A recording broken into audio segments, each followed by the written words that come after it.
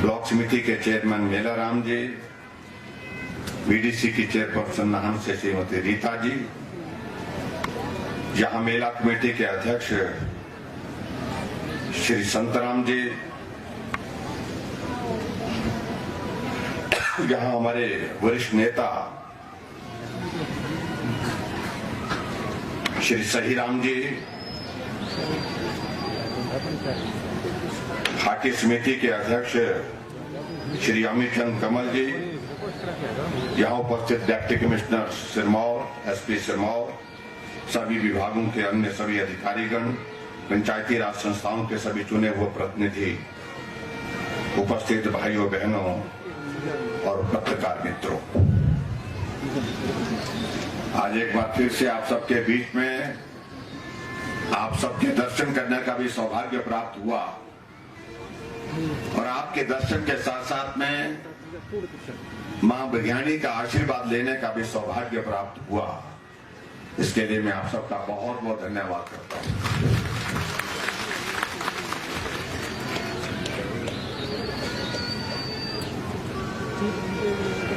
हिमाचल देवभूमि के नाम से जाना जाता है। देवी देवताओं के प्रति हमारी गहरी आस्था है, श्रद्धा है और इस श्रद्धा के कारण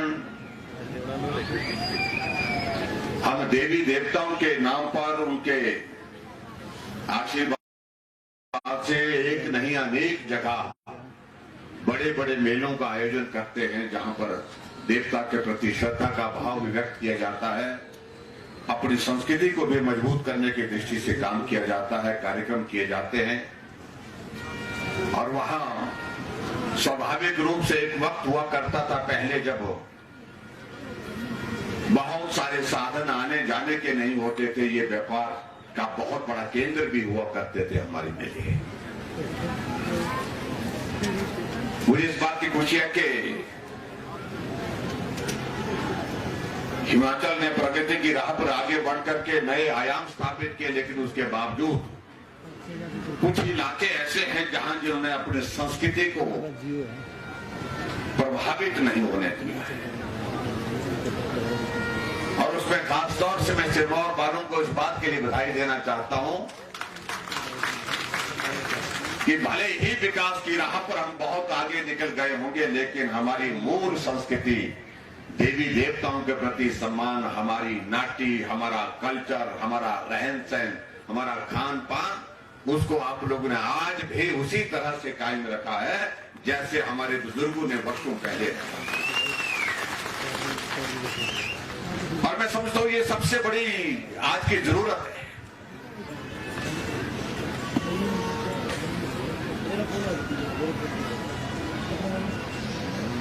और कोई भी राष्ट्र कोई भी स्थान हासिल नहीं कर पाया जब अपनी संस्कृति को छोड़ करके वो आगे बढ़ने की बात करता है।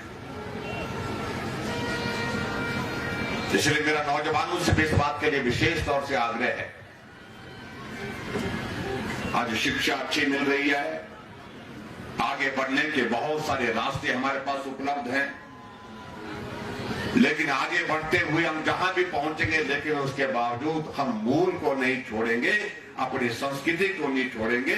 ये मेरा सभी नौजवानों से भी आज के सत्र पर अपील है, आग्रह।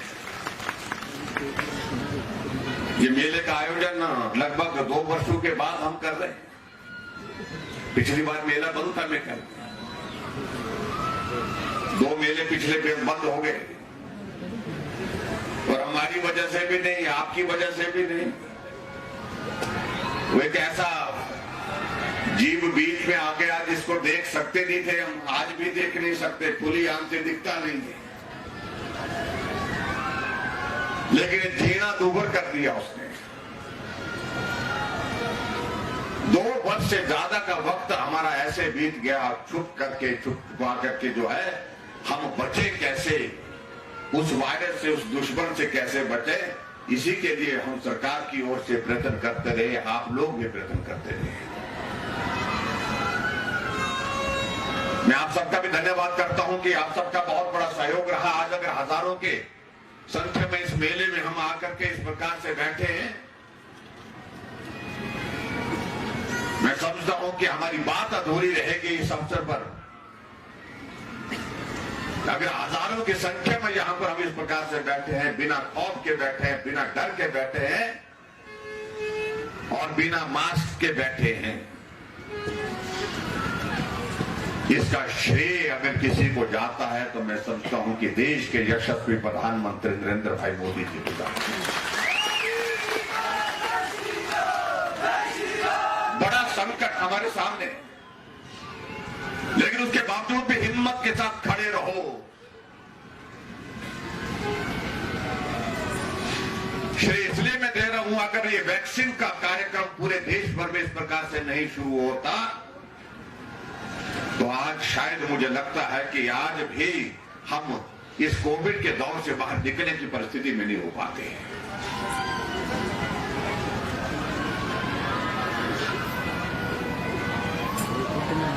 ये हमारे लिए सौभाग्य की बात है कि इस संकट के क्षण में हमारे देश को एक बहुत मजबूत नेतृत्व नरेंद्र भाई मोदी जी के रूप में मिला,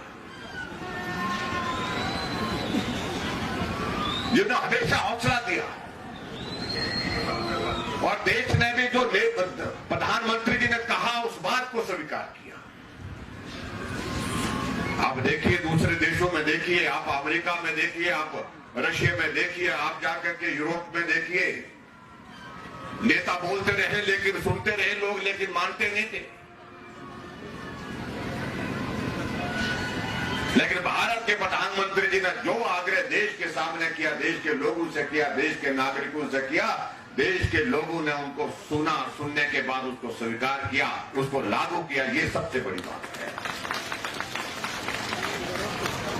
लेकिन कई बार विचित्र परिस्थिति हम देखते हैं, हमारे विपक्ष के लोग उसमें भी राजनीति करने लगे। देश के प्रधानमंत्री नरेंद्र मोदी जी ने पूरे देश के साइंटिस्ट से कहा कि आप वैक्सीन बना करके तैयार करो, और देश के साइंटिस्ट को मैं बधाई देना चाहूंगा। रात दिन मेहनत करके उन्होंने वैक्सीन तैयार की और वैक्सीन तैयार करने के बाद वैक्सीन उपलब्ध कराई तो हमारे विपक्ष के नेता कहने लगे कि अभी इसकी टेस्टिंग नहीं हुई है। साइंटिस्ट ने कहा टेस्टिंग हो चुकी है, आप लगाने की शुरुआत करिए। कांग्रेस के लोग बोलने लगे कि हम तो नहीं लगाएंगे, मोदी वैक्सीन है, इसका हमें कोई भरोसा नहीं है, ये बीजेपी वैक्सीन है। लेकिन मैं देश की जनता का हृदय से आभार व्यक्त करता हूं, उन्होंने कांग्रेस की बात को दरकिनार रखा। वैक्सीन सेंटर में लंबी कतारें लगी और वैक्सीन के उस अभियान का हिस्सा बने। और मुझे इस बात के लिए आप सबका भी धन्यवाद करना है कि जहां वैक्सीन पूरे देश भर में शुरू हुई और पहला प्रदेश अगर सबसे पहली डोज पूरा करने वाला था तो हिमाचल प्रदेश था। पहली डोज में भी पहले नंबर पर, दूसरी डोज में भी पहले नंबर पर हिमाचल रहा। और ये आप सबके सहयोग के बिना संभव नहीं था। हमें आगे भाषण देते रहते, अगर वैक्सीन सेंटर आप नहीं जाते तो हमारा लक्ष्य पूरा नहीं होता। और जब कांग्रेस के नेताओं ने देखा कि मेरी बाईं तरफ रहने वाला वो भी वैक्सीन लगा करके आ गया, मेरी दाईं तरफ रहने वाला पड़ोसी वो भी लगा करके आ गया, गांव में ऊपर रहने वाले, नीचे रहने वाले सब लोग लगा करके आ गए,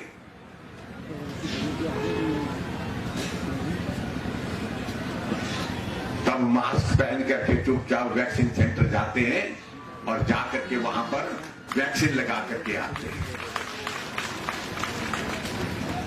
लोगों के बीच में तो कहते रहे कि मोदी वैक्सीन नहीं लगाएंगे, लेकिन मास्क लगा करके वहां पर वैक्सीन लगा करके आ रहे और नर्स को पूछ रहे हैं कि अगली डोज कब लगेगी। ये कांग्रेस का दूसरा एक इस तरह का जीने का तरीका है। लेकिन मुझे इस बात की खुशी है कि हमने हिमाचल प्रदेश वैक्सीन के इस अभियान को आगे बढ़ाने के लिए जब प्रयत्न किया, हर व्यक्ति उसमें आगे आकर के सहयोग देने के लिए आया। और यहाँ पर भी मुझे पूरा भरोसा है, जितने भी लोग हजारों की संख्या में यहाँ पंडाल में बैठे हैं, सबने वैक्सीन लगा ली। अगर लगा ली तो हाथ खड़ा करके बताएं। एक डोज लगाई तो एक करें, दो लगाए हैं तो दोनों करें। देखिए कोई नहीं बचा, दोनों डोज, डबल डोज। इसके कारण तो हम यहाँ पर हैं भाई।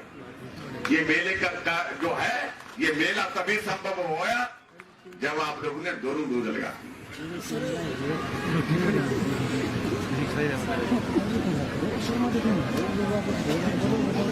इसलिए मैं आप सबके बीच में ये इसलिए जरूर कहना चाह रहा हूं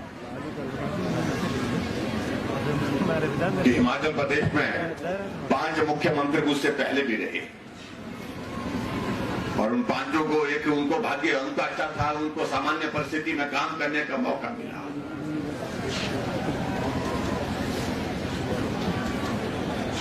और जब जब गरीब मामा की बारी आई तो हमारी तो ऐसी तैसी की।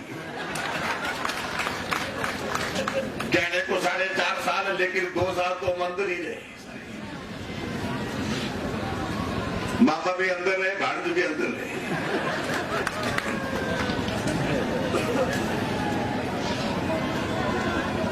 लेकिन उसके बावजूद मुझे थोड़ा की खुशियां कि जब हमने लोगों का जीवन भी बचाया। अब उन मित्रों से पूछना चाहते हैं, वो जरा मार्गदर्शन करते हैं हमारा, उनको जरा पूछो कि वैक्सीन की डोज लगाई आपने दिया? बिना पैसे के वैक्सीन लगाई।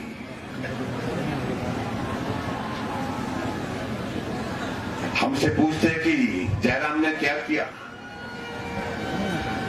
मैं उनको ये कहना चाहता हूं, उस संकट में जो लोग 50 साल सत्ता में रहे, उनके जमाने में हिमाचल प्रदेश में वेंटिलेटर की संख्या 50 थी और 50 में से 20 नहीं चलते थे, 30 चलते थे सिर्फ। और आज मेरे हिमाचल प्रदेश में 1050 यानी के 1050 वेंटिलेटर मेरे हिमाचल प्रदेश में, जहां उनके जमाने में 50 थे।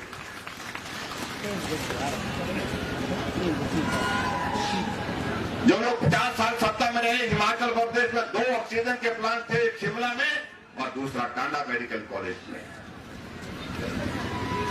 और आज मेरे हिमाचल प्रदेश में 50 ऑक्सीजन प्लांट लग चुके हैं। आने वाले समय में और भी उसमें बढ़ोतरी होने वाली है। उसके बावजूद बोल रहे हैं कि कुछ नहीं किया।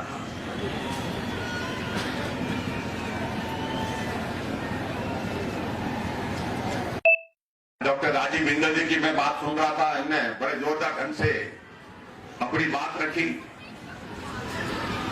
मैं भी किसी कार्यक्रम में जाकर के लोगों के बीच में था।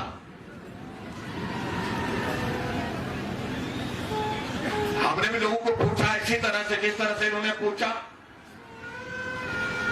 कि किसान सम्मान निधि का किसी को पैसा मिला। पंडाल में बैठे 95% से ज्यादा लोगों के हाथ खड़े हुए कि हमको मिला।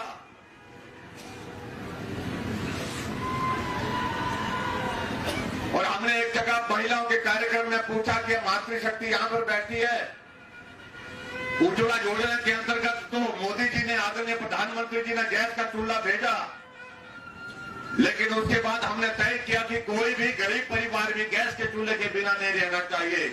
अमेरिका गैस का चूल्हा फिर मिला तो माताओं से हमने कहा कि अगर गैस का चूल्हा मिला तो हाथ खड़ा करें।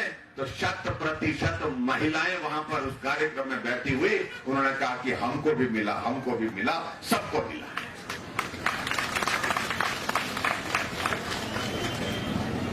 पूरे देश में हिमाचल पहला राज्य है जहां हर घर में गैस का चूल्हा।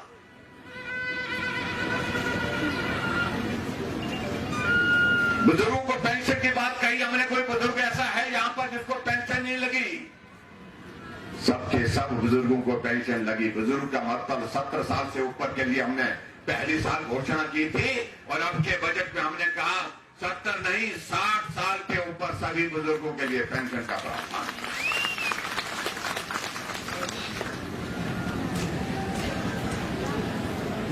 और इसके अलावा आगे बढ़कर के हमने और योजना की शुरुआत की। जो बीपीएल परिवार की बेटी है, जिस दिन उस बेटी की शादी होगी, चाहे वो किसी भी कम्युनिटी, किसी भी समाज से है, जिस दिन उस बेटी की शादी होगी, उस गरीब बेटी की शादी पर हम 31,000 शगुन योजना के अंतर्गत शगुन डालेंगे। ये हमने तय किया।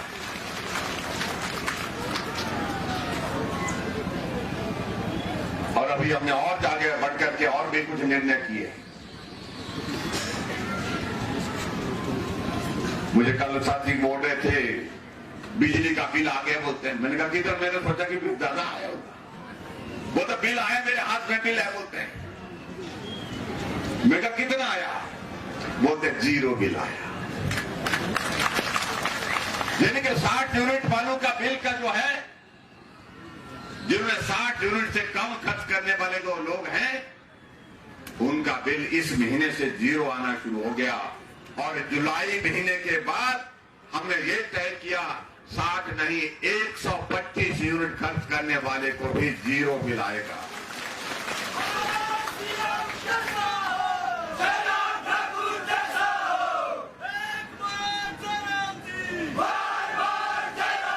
कई तरह की बातें करने की कोशिश की और एक नेता कहीं ऐसा कहने लगा कि मुफ्त खोर बना रहे हैं, मुफ्त खोर बना रहे हैं। मैंने कहा भाई साहब, आपको अगर नहीं लेनी है तो आप जो है अपना बिल दीजिए। अगर आप लोगों को आपको ऐसा लगता है कि औरों का बिल भी आपने ही चुकता करना है तो आप कितना डालना है तो आप डाल सकते हैं। हमारे इलेक्ट्रिसिटी बोर्ड के अकाउंट पे डालिए पैसा। हिमाचल 11,000 मेगावाट जनरेट करता है हाइडल सेक्टर में, और हम वो प्रदेश है जो अपने प्रदेश के अलावा दूसरे प्रदेशों को बिजली बेचते हैं। जब हम दूसरे प्रदेशों को बिजली बेचते हैं तो ऐसे में जो हमारा हिमाचल का गरीब नागरिक है उसकी अगर मदद करने की मंशा हमने जाहिर की, अगर उसमें हमने सोचा कि उस गरीब आदमी के लिए मदद करनी चाहिए, अगर उस पर 200-250 करोड़ रुपए हमको खर्च भी करना पड़े तो मैं समझता हूं कि बड़ी बात नहीं। हमने ये निर्णय लिया 11 लाख गरीब लोग जो हिमाचल प्रदेश में है उनको 0 बिल आने वाले समय में आएगा, उनको कोई पैसा नहीं देना पड़ेगा। ये निर्णय हमारी सरकार ने किया। और मैं ये भी कहना चाहता हूं, अगर आपको लगता है कि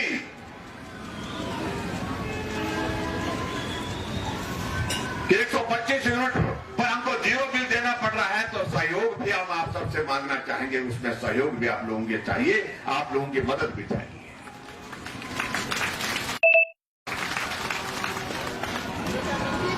हमने आगे बढ़कर के एक निर्णय और लिया। यहां मेरी दाईं तरफ जो है यहां पर मातृशक्ति बैठी है, और मातृशक्ति के लिए तो मैं बहुत बहुत धन्यवाद करता हूं। आप लोगों ने बहुत गजब किया इस बार। पंचायतों में भी आप बढ़ करके भाग लेती हैं, चुन करके आई, बड़ी संख्या में आई। और 65 साल से 69 एज की उम्र में जो माताएं हमारी हैं उनके लिए हमने पेंशन का प्रावधान भी ये किया है कि उसमें 1000 के बदले 1150 रुपए पेंशन देने का प्रावधान उनके लिए किया है। और जब 70 साल के ऊपर है तो 1700 रुपए पेंशन आपको मिलेगी। हमने आंगनबाड़ी वर्कर की सैलरी बढ़ाई, ऑनरेरियम बढ़ाया, हमने आशा वर्कर का ऑनरेरियम बढ़ाया, और उसके साथ साथ में हमने ये भी किया तय किया कि जो सेल्फ हेल्प ग्रुप हैं, और सिरमौर जिला में मुझे इस बात की खुशी है कि मातृशक्ति बहुत बड़े उसमें जुड़ करके वो सेल्फ हेल्प ग्रुप में काम कर रही हैं, उनके लिए भी हमने 25,000 रुपए रिवॉल्विंग फंड सभी सेल्फ हेल्प ग्रुप को हिमाचल प्रदेश में देने का निर्णय किया। अपना काम शुरू करें। अगर लोन लेना चाहती है तो 4% पर हमने लोन देने का भी निर्णय किया।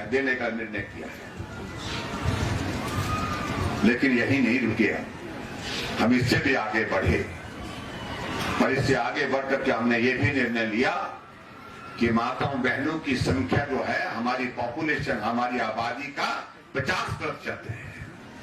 और यहां पर भी इस तरफ में देख रहा हूं पुरुष बैठे हैं, और इस तरफ में देख रहा हूं महिलाएं बैठी हैं, और संख्या को अगर मैं पूरा गिन करके यहां से हिसाब लगाऊं तो पुरुषों की संख्या कम पड़ेगी। भाई बुरा मत मानना आप लोग, बड़ी संख्या में यहां है। और इसलिए हमने कहा कि अगर 50% आबादी है तो किराया भी आपसे 50% ही लिया जाएगा, आधा किराया दिया जाएगा। पुरुष वाले भी तारीफ डालो भाई, भला आपका ही है इसमें ज्यादा, क्योंकि बटुआ तो आपका ही खुलेगा। और ऐसा मत कर देना कहीं या अपने आप व्हाट्सएप कर घर में बैठे कि हमको तो 100%, हमको तो 100% किराया देना पड़ेगा, महिलाओं को आता तो सारे काम पर महिलाओं को लगा करके रख दिया आपने। जा बाजार से ये सामान मिला, जा तू ये भी काम करके आ जा। लेकिन हालात ऐसे पड़ेंगे, आप घर में रह जाएंगे और ये सारा काम करने के लिए बाहर निकलेंगे।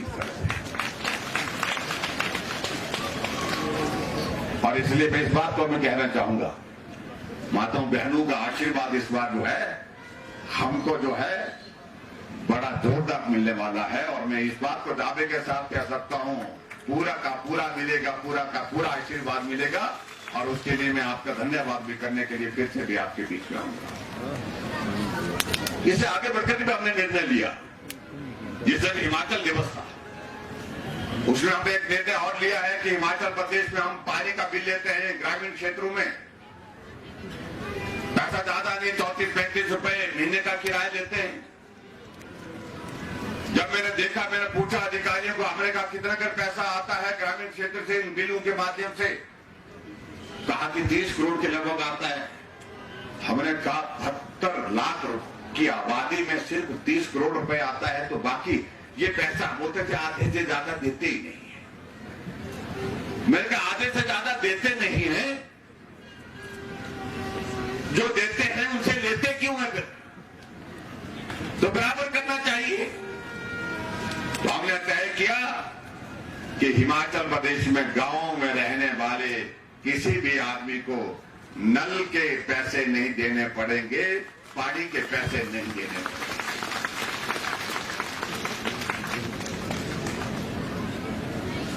हमारे कांग्रेस के मित्र बहुत परेशान हैं,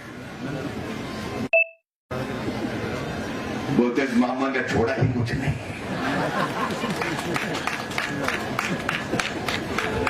और छोड़ने वाले भी नहीं है। इस बात को मान करके चलिए। बड़े उछल उछल करके बोल रहे थे, हमारा विधानसभा का सत्र चला हुआ था, कुछ लोग खड़े होकर के बोलते थे कि आपका अंतिम सत्र है, कि आपकी सरकार का अंतिम सत्र है, अगली बार हम आएंगे। मैंने कहा बैठो तो सही, आएंगे कैसे? जब आने देंगे हम तब आएंगे।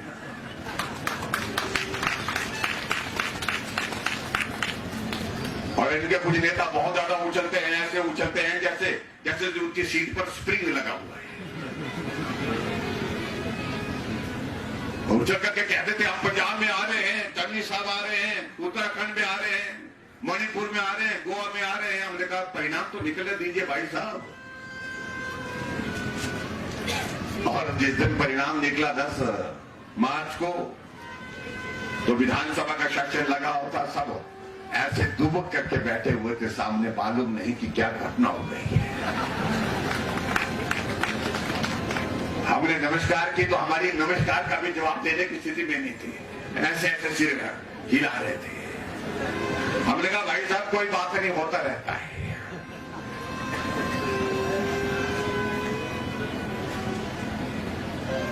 हमें उछल उछल के कहने वाले लोग कि भाई चन्नी साहब आ रहे हैं, चन्नी साहब ऐसे गए कि 2 जगह से चुनाव लड़े, दोनों जगह से निपट गए, दोनों जगह से हार गए। और एक और नेता होते तो पहले हमारी पार्टी में हुआ करते थे, बाद में कांग्रेस पार्टी में चले गए, जो हमेशा मंच पर आते थे और ताली का जिक्र करते थे। वो ताली बजाते बजाते तीसरे स्थान पर रह जाते थे। सिद्धू साहब आप समझ गए ना?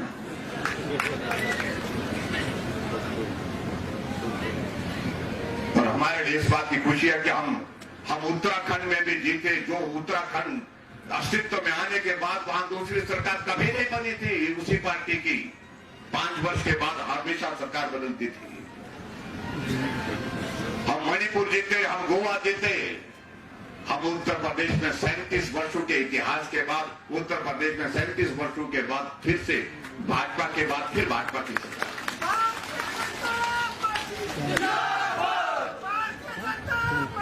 ये 4 प्रदेशों में हम थे, चारों जगह वापिस आए।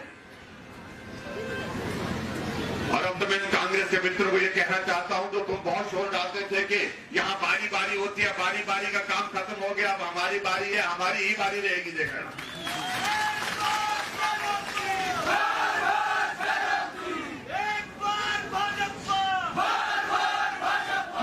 ही खत्म हो गया वो लंबाई का।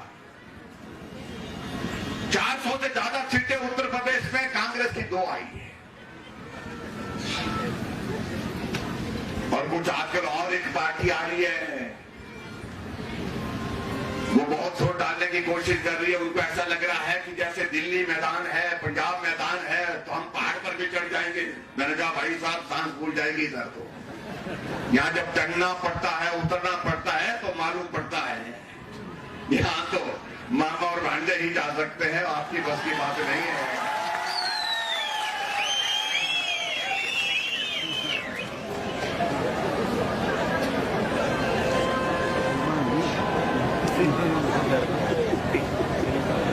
अपनी बातें ऐसे कहने की कोशिश करते हैं। बड़ा दिलचस्प बात सुना रहे थे हमारे, मैं एक दिन देख रहा था सोशल मीडिया में, एक हमारे सरदार भाई साहब पंखे के नीचे बैठे हैं और पंखे को रस्सी से घुमा रहे हैं। कहने के लिए तो वहां पर बोल के हम 300 यूनिट फ्री देंगे, जब बिजली आती ही नहीं है तो बिजली का बिल कहां से आएगा भाई।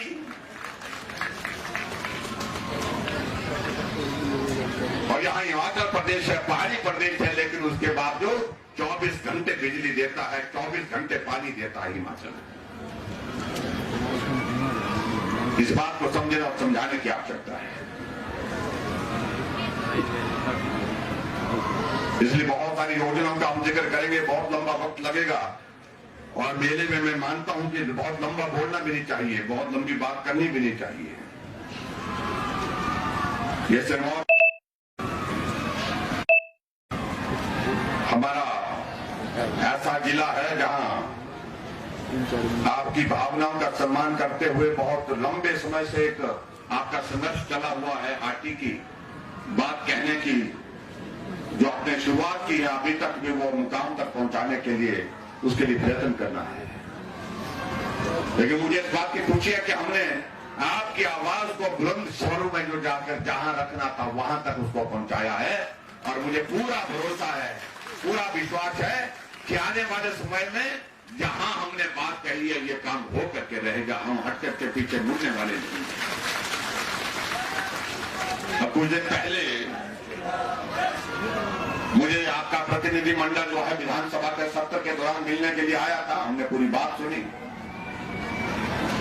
उसके पश्चात हमारे गृह मंत्री जी से मेरी बात हुई। मैंने कहा इसमें आपका निवेदन, इसमें आपका सहयोग चाहिए, आशीर्वाद चाहिए। उन्होंने कहा मैं करता हूं। और मैं उनके टेक्निकल चीजों में नहीं जाना चाहूंगा। यहाँ डॉक्टर साहब ने बहुत डिटेल में सारी बातों का जिक्र कर लिया है। मुझसे पहले जो उस हाटी के सारे विषय के बारे में बहुत दक्षता से अपनी बात रखते हैं। लेकिन मुझे इस बात की पूछी है कि अभी हमने समय मांगा था गृह मंत्री जी से, तो उन्होंने समय दिया। हम सब लोग गए और मिलकर के आए। उन्होंने कहा कि सारी औपचारिकताएं आपकी लगभग पूर्ण है और बहुत जल्दी आने वाले समय में हम इस निर्णय को लेंगे और निर्णय लेकर के आपका जो लंबे समय से जो एक मुद्दा है उस मुद्दे का समाधान करेंगे। और हमें पूरा भरोसा है, मां बिरयानी का भी आशीर्वाद और सबका भी आशीर्वाद, उसके साथ हम आगे बढ़ेंगे, इस लक्ष्य को पूरा करेंगे, ऐसा मुझे पूरा भरोसा है।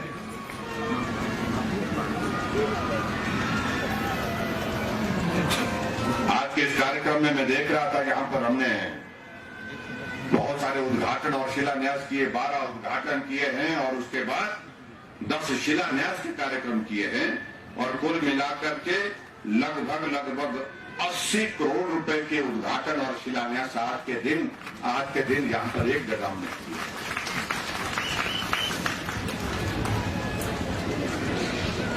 उसके लिए मैं आप सबको बधाई देता हूं। मैं उन योजनाओं का जिक्र करूंगा तो बहुत सारा वक्त लगेगा और ऊपर से मुझे लगता है कि मौसम भी इशारा कर रहा है।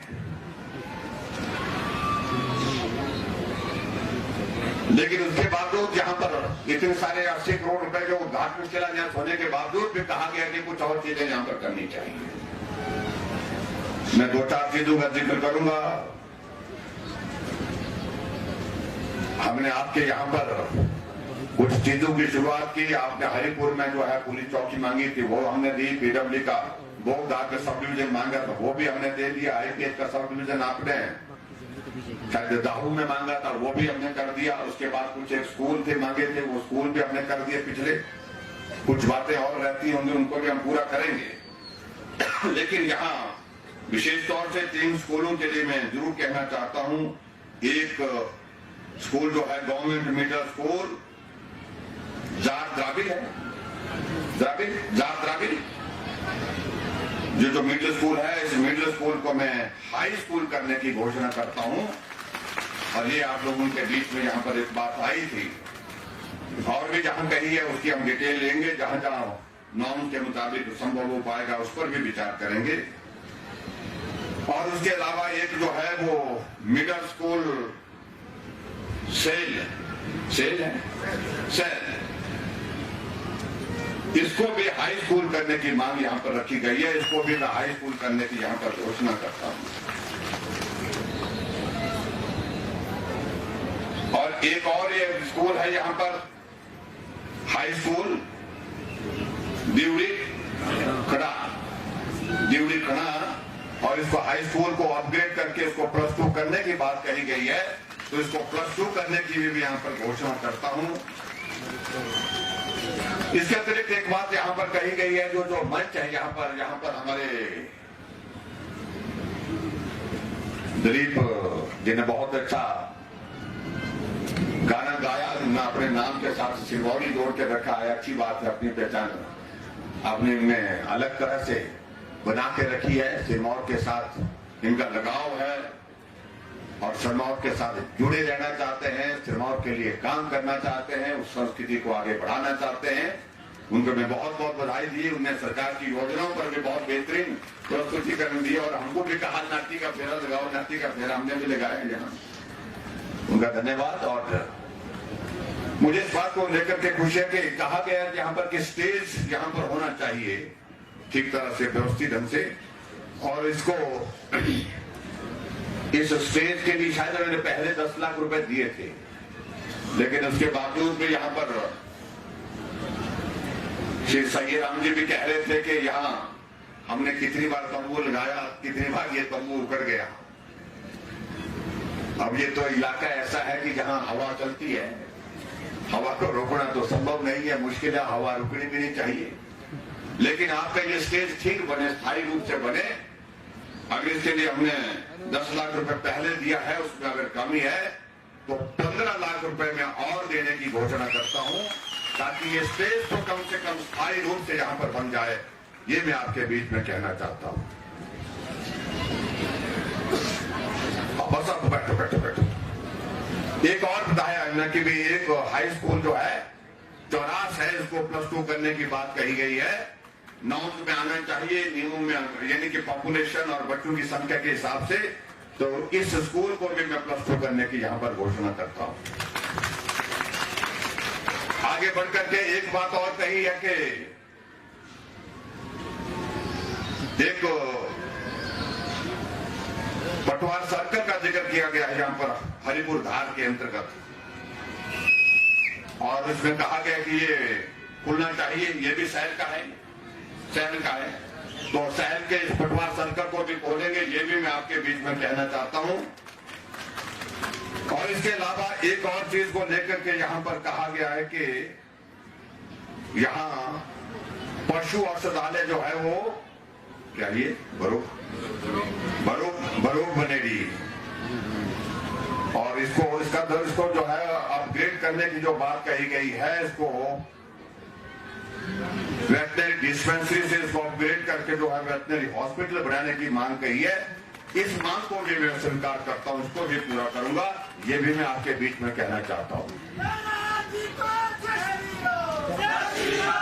और अंत में एक बात और जो यहाँ पर कही गई है, यहाँ कि जो हमारा नौराधार से जो हमारा नायब तहसीलदार है वो 2 दिन के लिए हफ्ते में कम से कम जो है यहाँ बोगधार में आना चाहिए, ताकि बोगधार के लोगों को अपने काम के सिलसिले में दूसरी जगह जाने की जरूरत ना पड़े इस बात को सुनिश्चित करने की दृष्टि से ये भी एक निर्णय हम आपके बीच में कर रहे हैं। और एक चीज को लेकर के जो एक और बात कही गई है, और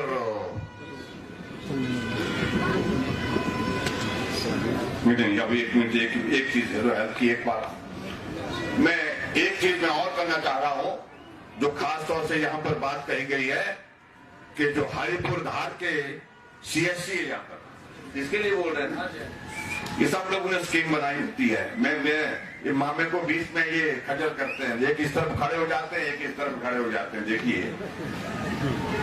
और जहां इन्होंने बात कही है कि इस CSC का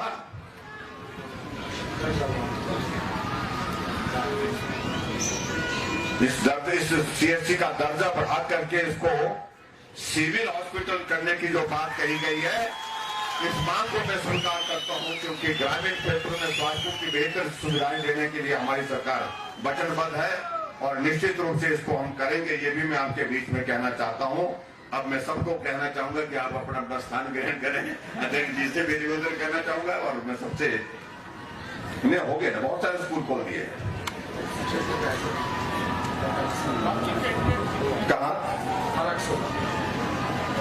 थाना कसौगा में एक मिडिल स्कूल है, और उसको मिडिल स्कूल को हाई स्कूल करने की जो बात कही गई है, इसको भी मैं हाई स्कूल करने की घोषणा करता हूं। अब इसके बाद मुझे आप सबसे एक बात कहनी है। अब वो बात कहनी है ये कि आपने तो हमसे जो मांगा वो हमने देने की कोशिश की है, पूरा दिया है। आपसे हम एक ही चीज चाह रहे हैं, और वो ये चाह रहे हैं कि नवंबर के महीने में चुनाव होगा, मुझे एक विधायक साथ चलने वाला दे दीजिए। विधायक भारतीय जनता पार्टी का चुन करके आप भेजें। ये मैं आपके बीच में कहना चाहता हूं, निवेदन करना चाहता हूं, और मुझे पूरा भरोसा है। और मैं एक बात जरूर कहना चाहता हूं कि कांग्रेस पार्टी में पता नहीं आजकल क्या हुआ है,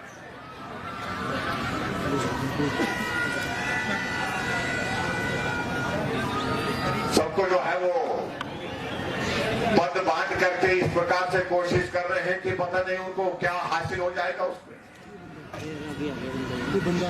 हिमाचल, उत्तराखंड प्रदेश और उस प्रदेश में 4 कार्यकारी अध्यक्ष बना दिए गए, और सुना मैंने एक कार्यकारी अध्यक्ष आपके यहां से भी बनाया गया। हमने किसी कांग्रेस जी को पूछा, हमने कहा भी इनका काम क्या होता है, तो काम कुछ नहीं होता, छापने के लिए होता है।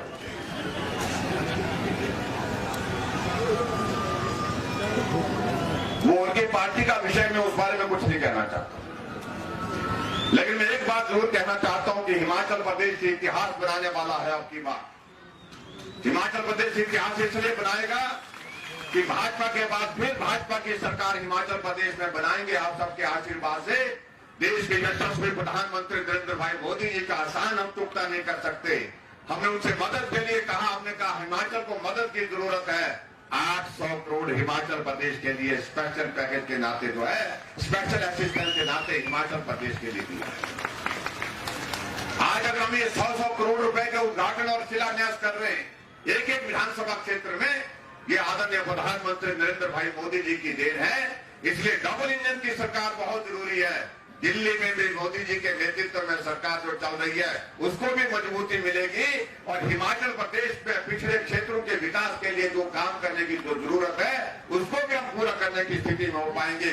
और उसके लिए बहुत आवश्यक है कि आपका आशीर्वाद हमको निश्चित रूप से मिलना चाहिए। और मुझे पूरा भरोसा है जब नवंबर का महीना होगा, चुनाव का दौर आएगा तो इस सिरमौर जिला की 5 विधानसभा क्षेत्र में से 5 की 5 भारतीय जनता पार्टी को मिल